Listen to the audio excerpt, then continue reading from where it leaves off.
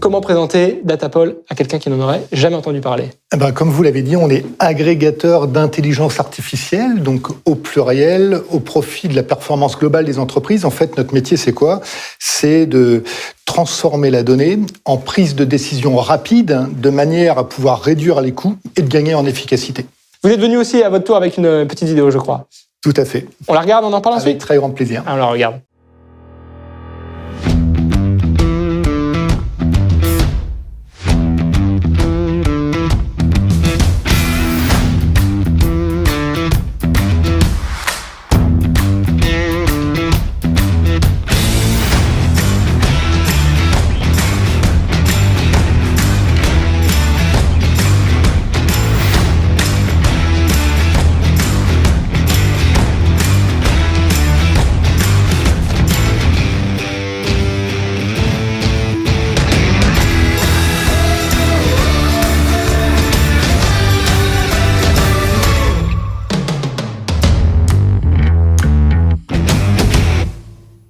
Et voilà pour cette vidéo de Datapol. Frédéric, je crois que vous avez annoncé votre partenariat avec Sam FM dans le cadre des FM Days.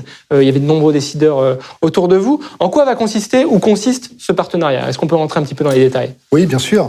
Alors ce partenariat, déjà, c'est une énorme opportunité pour Datapol de pouvoir avoir accès, je dirais, à une visibilité sur le marché qui nous est offerte par notre partenaire.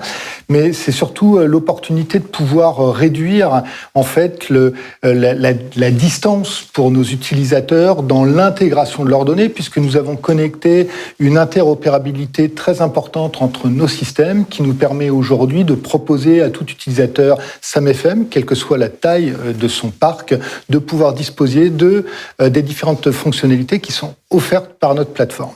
Et ces fonctionnalités sont donc au nombre de 2. En fait, dans un premier temps, vous comprenez bien que l'enjeu, c'est de collecter ces données. Alors, ces données, ce sont des données qui ont attrait à l'exploitation du bâtiment, à l'usage, au confort des bâtiments. Donc, on parle des données évidemment de la GMAO, mais également des données des outils de ticketing, des données des GTB, des données des différentes plateformes IoT. Mais on va aller au-delà, on va venir enrichir ces données qui sont des observations, de données contextuelles qui vont nous permettre en fait de comprendre la variabilité de l'activité des bâtiments. Parce que c'est dans cette compréhension qu'on va pouvoir anticiper et construire une organisation agile au plus près du besoin réel de chaque utilisateur. Entendu. Donc, une fois qu'on a intégré ces données, on va venir, en fait, optimiser la prise de décision à la fois des donneurs d'ordre, mais également des exploitants, de manière à pouvoir répondre à 2 besoins fondamentaux qui sont, dans un premier temps, le dimensionnement des ressources. Donc, le dimensionnement des ressources pour le donneur d'ordre, l'enjeu, c'est quoi? L'enjeu, c'est d'être en capacité de mieux spécifier, exactement, de mieux spécifier son besoin au regard des attentes des usagers.